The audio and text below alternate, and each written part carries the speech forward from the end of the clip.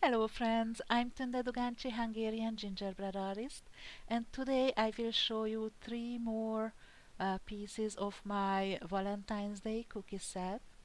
These are the smaller cookies, they are kind of a filler cookies of the set, and I use wet on wet technique to decorate them.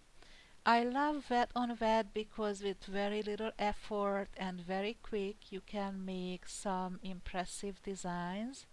These first two are using 8 shape movement and the last one will be a plate cookie. All three of them are very quick to make. Of course you use flat consistency icing for these. And I like to finish them with a bead border. You could also do dots all around, but for me the bead border is a little bit quicker.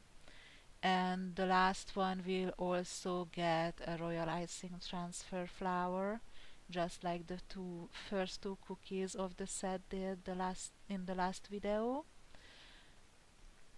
And I will show you the whole set.